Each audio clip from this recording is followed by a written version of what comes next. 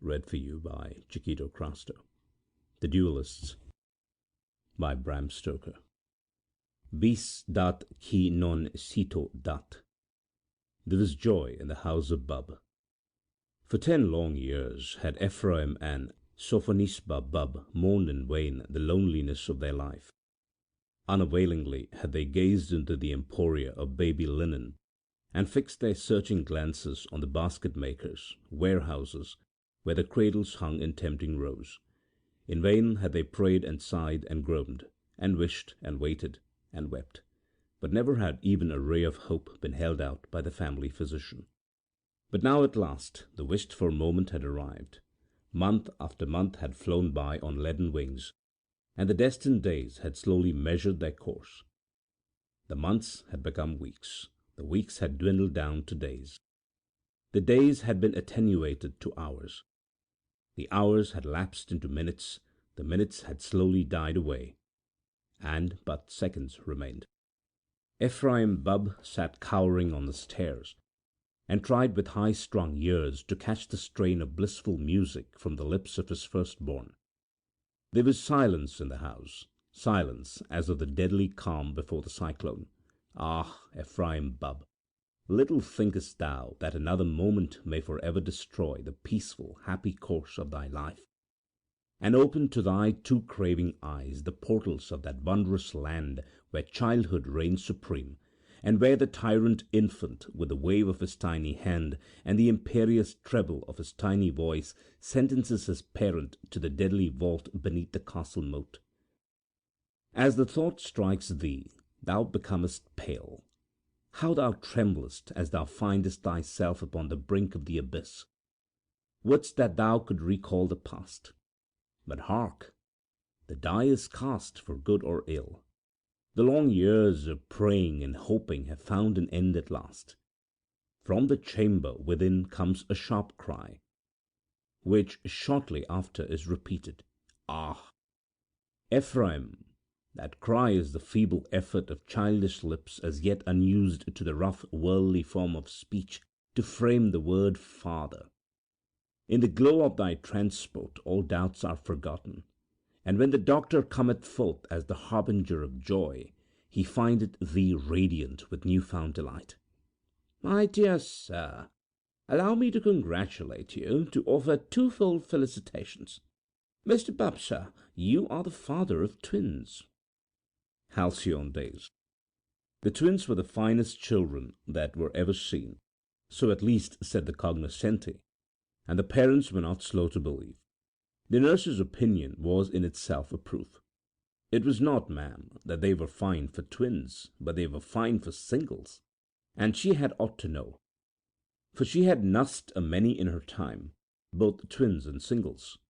All they wanted was to have their dear little legs cut off, and little wings on their dear little shoulders, for to be put one on each side of a white marble tombstone, cut beautiful, sacred to the relic of Ephraim Bubb, that they might, sir, if so be that missus was to survive the father of 2 such lovely twins, although she would make bold to say, and no offence intended, that a handsome gentleman, though a trifle or two older than his good lady, though for the matter of that she heerd the gentleman was never too old at all, and for her own part she liked them the better for it, not like bits of boys that didn't know their own minds, that a gentleman was the father of 2 such heavenly twins, God bless them, couldn't be called anything but a boy, though for the matter of that she never knowed in her experience which it was much as had such twins, or any twins at all, so much for the matter of that.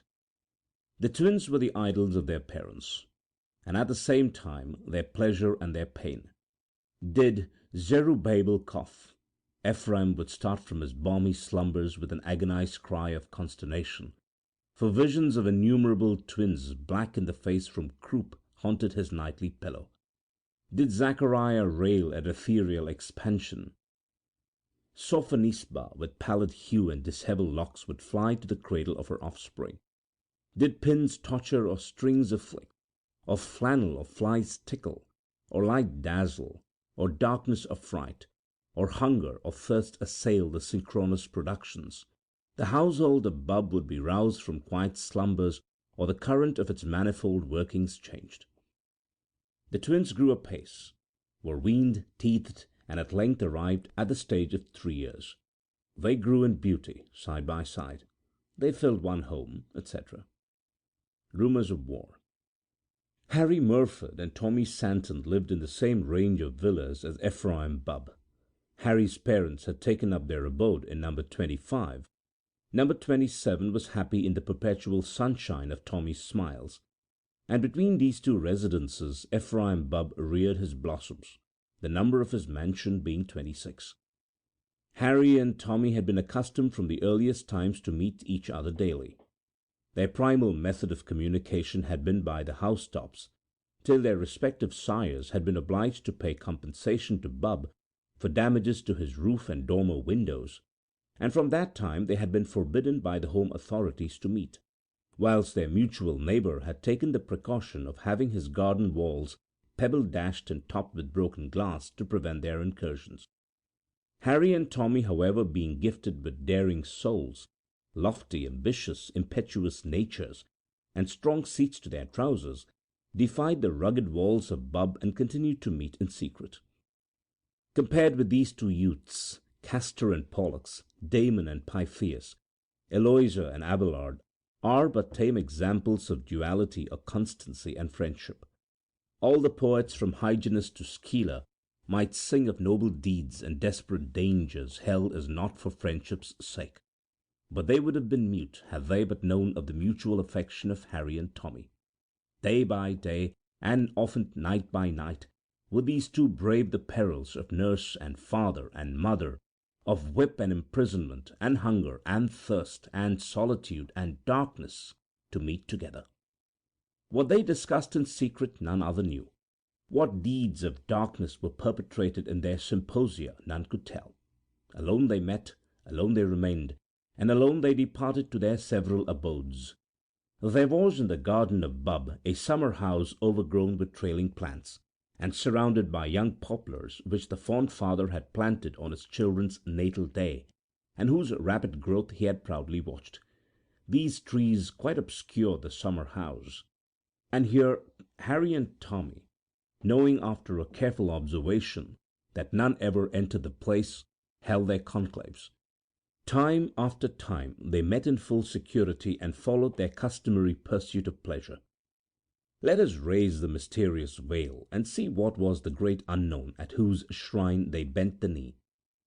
Harry and Tommy had each given as a Christmas box a new knife, and for a long time, nearly a year, these knives, similar in size and pattern, were their chief delights. With them they cut and hacked in their respective homes all things which would not be likely to be noticed, for the young gentlemen were wary and had no wish that their moments of pleasure should be atoned for by moments of pain. The insides of drawers and desks and boxes, the under parts of tables and chairs, the backs of picture frames, even the floors, where corners of the carpets could surreptitiously be turned up, all bore marks of their craftsmanship, and to compare notes on these artistic triumphs was a source of joy. At length, however, a critical time came. Some new field of action should be opened up, for the old appetites were sated, and the old joys had begun to pall. It was absolutely necessary that the existing schemes of destruction should be enlarged, and yet this could hardly be done without a terrible risk of discovery, for the limits of safety had long since been reached and passed. But, be the risk great or small, some new ground should be broken, some new joy found, for the old earth was barren, and the craving for pleasure was growing fiercer with each successive day. Crisis had come. Who could tell the issue? The tucket sounds. They met in the arbour, determined to discuss this grave question. The heart of each was big with revolution, the head of each was full of scheme and strategy, and the pocket of each was full of sweet stuff, the sweeter for being stolen. After having dispatched the sweets, the conspirators proceeded to explain their respective views with regard to the enlargement of their artistic operations. Tommy unfolded with much pride a scheme which he had in contemplation of cutting a series of holes in the sounding boards of the piano so as to destroy its musical properties. Harry was in no wise behindhand in his ideas of reform. He had conceived the project of cutting the canvas at the back of his great grandfather's portrait, which his father held in high regard among his lares and penates, so that in time when the picture should be removed, the skin of paint would be broken, the head fall bodily out from the frame. At this point of the council a brilliant thought occurred to Tommy. Why should not the enjoyment be doubled, and the musical instruments and family pictures of both establishments be sacrificed on the altar of pleasure? This was agreed to nem. con., and then the meeting adjourned for dinner. When they next met it was evident that there was a screw loose somewhere, that there was something rotten in the state of Denmark. After a little fencing on both sides, it came out that the schemes of domestic reform had been foiled by maternal vigilance, and that so sharp had been the reprimand consequent on a partial discovery of the schemes that they would have to be abandoned, till such time at least as increased physical strength would allow the reformers to laugh to scorn parental threats and injunctions. Sadly, the two forlorn youths took out their knives and regarded them. Sadly, sadly, they thought, as erst did Othello, of all the fair chances of honour and triumph and glory gone for ever. They compared knives with the fondness of doting parents. There they were, so equal in size and strength and beauty, dimmed by no corrosive rust, tarnished by no stain, and with unbroken edges of the keenness of Saladin's sword. So like were the knives that, but for the initials scratched in the handles, neither boy could have been sure which was his own. After a while they began mutually to brag of the superior excellence of their respective weapons. Tommy insisted that his was the sharper. Harry asserted that his was the stronger of the two. Hotter and hotter grew the war of words. The tempers of Harry and Tommy got inflamed, and their boyish bosoms glowed with manly thoughts of daring and hate. But there was abroad in that hour a spirit of a bygone age, one that penetrated even to that dim arbour in the grove of Bubb. The world-old scheme of ordeal was whispered by the spirit in the ear of each, and suddenly the tumult was allayed. With one impulse the boys suggested that they should test the quality of their knives by the ordeal of the hack. No sooner said than done. Harry held out his knife edge uppermost, and Tommy, grasping his firmly by the handle, brought down the edge of the blade crosswise on Harry's. The process was then reversed, and Harry became in turn the aggressor. Then they paused and eagerly looked for the result. It was not hard to see. In each knife were two great dents of equal depth, and so it was necessary to renew the contest and seek further proof. What needs it to relate seriatim the details of that direful strife? The sun had long since gone down, and the moon, with fair smiling face, had long risen over the roof of Bubb, where, wearied and jaded, Harry and Tommy sought their respective homes. Alas! The splendour of the knives was gone for ever. Ichabod, Ichabod, the glory had departed, and not remained but two useless wrecks, with keen edges destroyed, and now like unto nothing save the serried hills of Spain. But though they mourned for their fondly cherished weapons, the hearts of the boys were glad, for the bygone day had opened to their gaze a prospect of pleasure as boundless as the limits of the world. The First Crusade. From that day a new era dawned in the lives of Harry and Tommy. So long as the resources of the parental establishments could hold out, so long would their new amusement continue.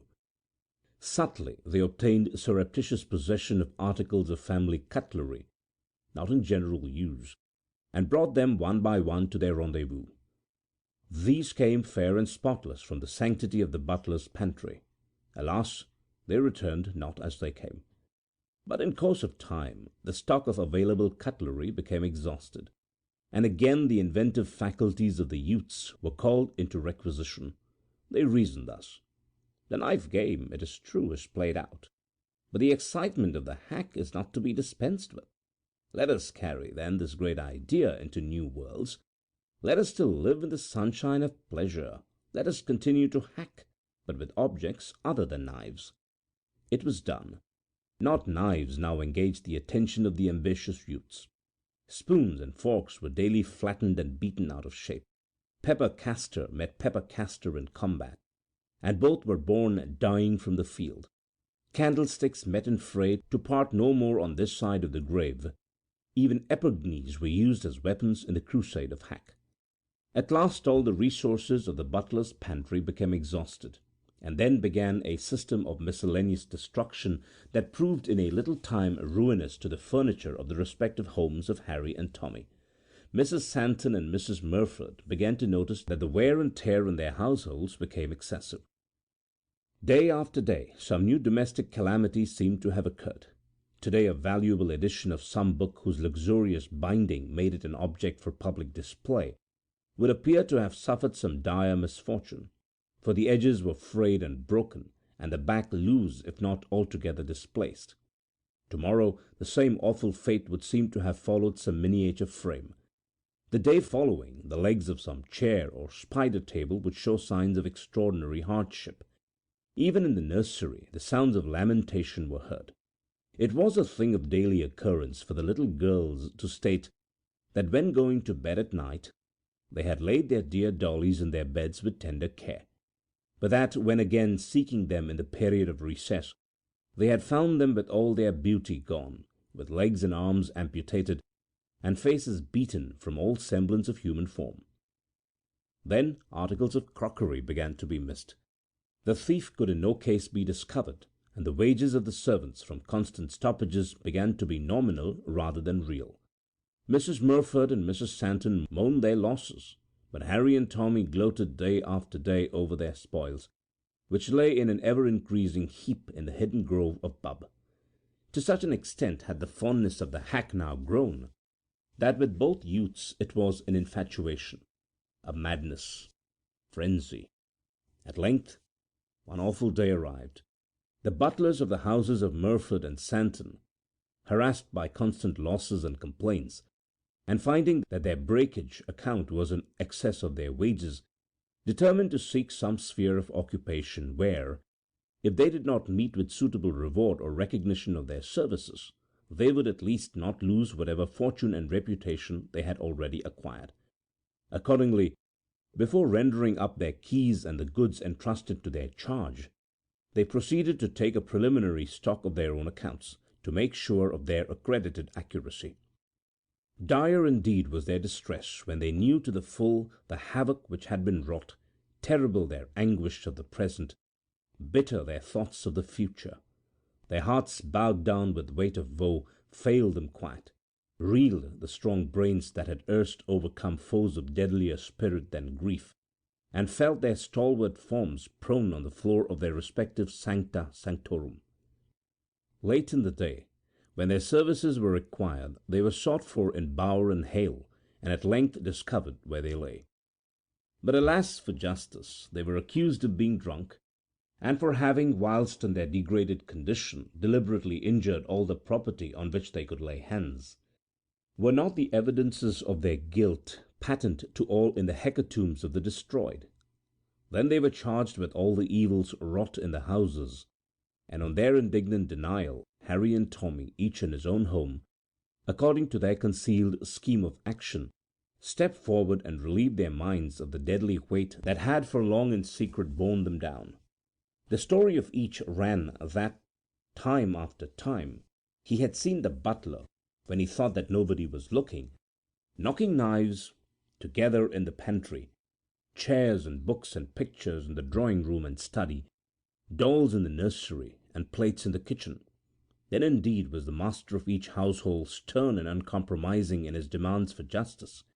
Each butler was committed to the charge of myrmidons of the law, under the double charge of drunkenness and wilful destruction of property.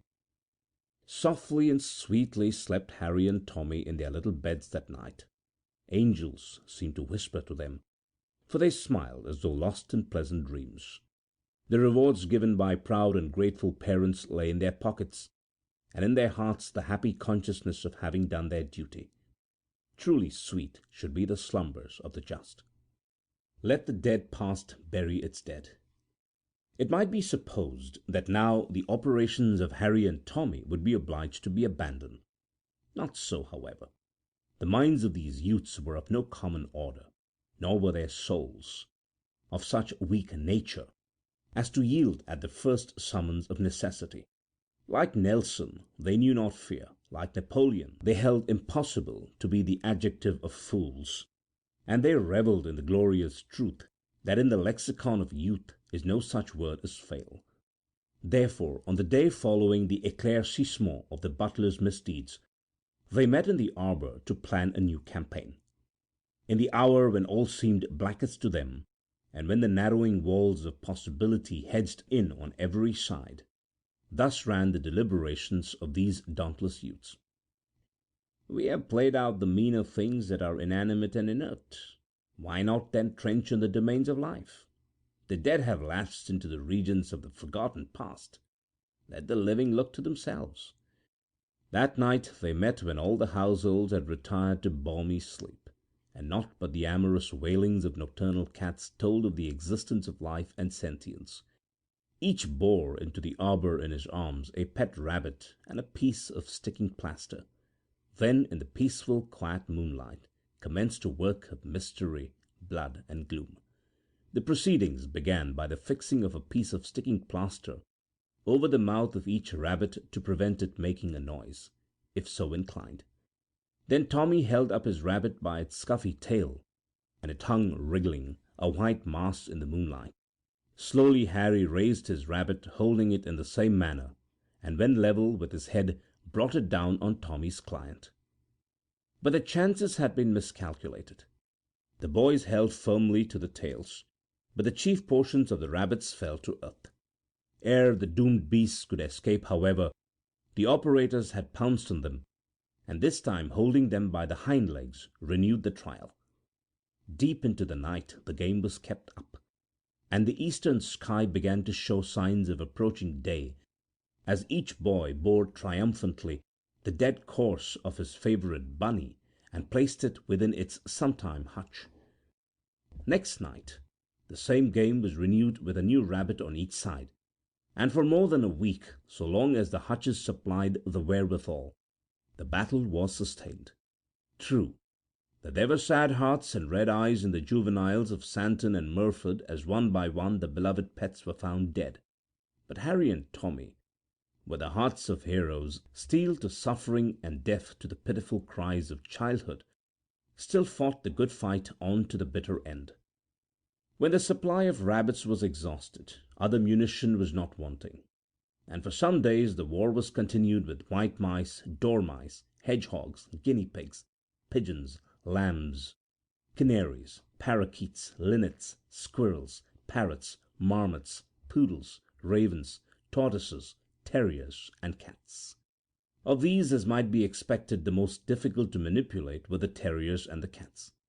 And of these two classes the proportion of the difficulties in the way of terrier hacking was, when compared with those of cat hacking, about that which the simple lack of the British pharmacopoeia bears to water in the compound which dairymen palm off upon a too confiding public as milk.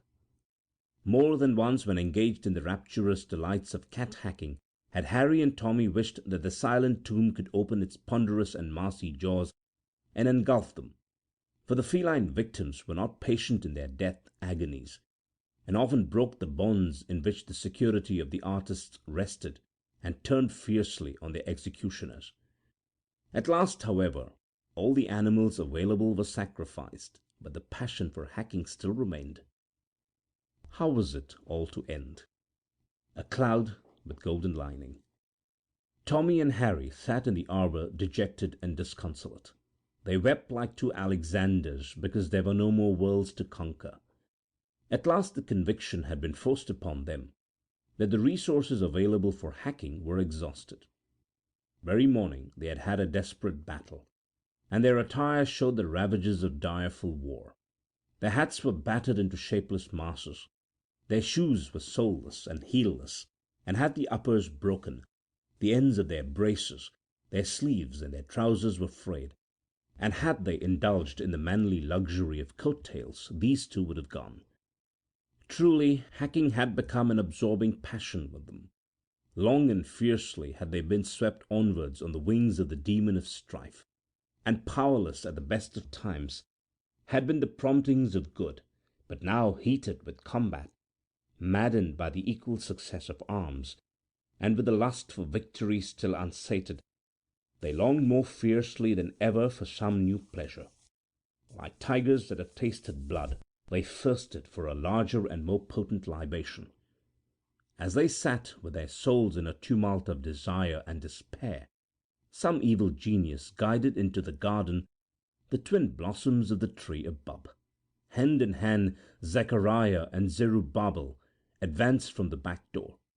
They had escaped from their nurses, and with the exploring instinct of humanity advanced boldly into the great world, the terra incognita, the ultima Thule of the paternal domain.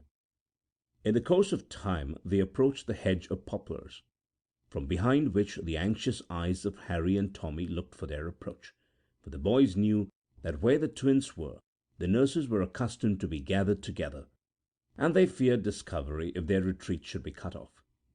It was a touching sight. These lovely babies, alike in form, feature, size, expression, and dress. In fact, so like each other that one might not have told either from which. When the startling similarity was recognized by Harry and Tommy, each suddenly turned and, grasping the other by the shoulder, spoke in a keen whisper. "Heck! They are exactly equal. This is the very apotheosis of our art." With excited faces and trembling hands, they laid their plans to lure the unsuspecting babies within the precincts of their charnel house, and they were so successful in their efforts that in a little time the twins had toddled behind the hedge and were lost to the sight of the parental mansion. Harry and Tommy were not famed for gentleness within the immediate precincts of their respective homes, but it would have delighted the heart of any philanthropist to see the kindly manner in which they arranged for the pleasures of the helpless babies. With smiling faces and playful words and gentle wiles, they led them within the arbour, and then, under pretence of giving them some of these sudden jumps in which infants rejoice, they raised them from the ground. Tommy held Zachariah across his arm, with his baby Moonface smiling up at the cobwebs on the arbour roof, and Harry, with a mighty effort, raised the cherubic Zerubbabel aloft. Each nerved himself for a great endeavour. Harry to give, Tommy to endure a shock, and then the form of Zerubbabel was seen whirling through the air round Harry's glowing and determined face. There was a sickening crash, and the arm of Tommy yielded visibly. The pasty face of Zerubbabel had fallen fair on that of Zachariah, for Tommy and Harry were by this time artists of too great experience to miss so simple a mark. The puffy-like noses collapsed, the puffy-like cheeks became for a moment flattened, and when in an instant more they parted, the faces of both were dabbled in gore. Immediately the firmament was rent with a series of such yells as might have awakened the dead. Forthwith from the house of Bub came the echoes in parental cries and footsteps. As the sounds of scurrying feet rang through the mansion, Harry cried to Tommy, "They will be on us soon. Let us cut to the roof of the stable and drop the ladder." Tommy answered by a nod, and the two boys, regardless of consequences and bearing each a twin, ascended to the roof of the stable by means of a ladder which usually stood against the wall, and which they pulled up after them. As Ephraim Bubb issued from his house in pursuit of his lost darlings, the sight which met his gaze froze his very soul. There on the coping of the stable roof stood Harry and Tommy renewing their game. They seemed like two young demons forcing some diabolical implement, for each in turn the twins were lifted high in the air and let fall with stunning force on the supine form of its fellow. How Ephraim felt, none but a tender and imaginative father can conceive. It would be enough to wring the heart of even a callous parent to see his children, the darlings of his old age, his own beloved twins, being sacrificed to the brutal pleasure of unregenerate youths, without being made unconsciously and helplessly guilty of the crime of fratricide. Loudly did Ephraim, and also Sophonisba, who with dishevelled locks had now appeared upon the scene, bewail their unhappy lot and shriek in vain for aid. But by rare ill chance no eyes save their own saw the work of butchery, or heard the shrieks of anguish and despair. Wildly did Ephraim, mounting on the shoulders of his spouse, strive, but in vain, to scale the stable wall. Baffled in every effort, he rushed into the house and appeared in a moment, bearing in his hands a double-barreled gun, into which he poured the contents of a shot pouch as he ran. He came anigh the stable, and hailed the murderous youths. "Drop them twins and come down here, or I'll shoot you like a brace of dogs." "Never!" exclaimed the heroic two with one impulse, and continued their awful pastime with a zest tenfold as they knew that the agonized eyes of parents wept at the cause of their joy. "Then die!" shrieked Ephraim, as he fired both barrels, left-right, at the hackers. But, alas! Love for his darlings shook the hand that never shook before.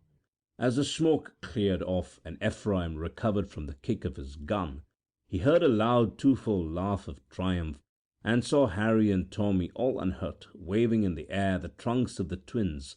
The fond father had blown the heads completely off his own offspring. Tommy and Harry shrieked aloud in glee, and after playing catch with the bodies for some time, seen only by the agonized eyes of the infanticide and his wife, flung them high in the air. Ephraim leaped forward to catch what had once been Zachariah, and Sophonisba grabbed wildly for the loved remains of her Zerubbabel. But the weight of the bodies and the height from which they fell were not reckoned by either parent, and from being ignorant of a simple dynamical formula, each tried to effect an object with calm common sense, united with scientific knowledge, would have told them was impossible. The masses fell, and Ephraim and Sophonisba were stricken dead by the falling twins, who were thus posthumously guilty of the crime of parricide. An intelligent coroner's jury found the parents guilty of the crimes of infanticide and suicide, on the evidence of Harry and Tommy, who swore reluctantly that the inhuman monsters, maddened by drink, had killed their offspring by shooting them in the air out of a cannon, since stolen, whence like curses they had fallen on their own heads, and that they had slain themselves sui manibus with their own hands. Accordingly, Ephraim and Sophonisba were denied the solace of Christian burial, and were committed to the earth with maimed rites, and had stakes driven through their middles to pin them down in their unhallowed graves till the crack of doom. Harry and Tommy were rewarded with national honours, and were knighted even at their tender years. Fortune seemed to smile upon them all the long after years, and they lived to a ripe old age, hale of body, and respected and beloved of all. Often in the golden summer eves, when all nature seemed at rest, when the oldest cask was opened and the largest lamp was lit, when the chestnuts glowed in the embers and the kid turned on the spit, when their great-grandchildren pretended to mend fictional armour and to trim an imaginary helmet's plume, when the shuttles of the good wives of their grandchildren went flashing each through its proper loom, with shouting and with laughter, they were accustomed to tell the tale of the Dualists, or the death-doom of the double-born. End of The Dualists by Bram Stoker. Read for you by Chiquito Crasto, Birmingham, Alabama.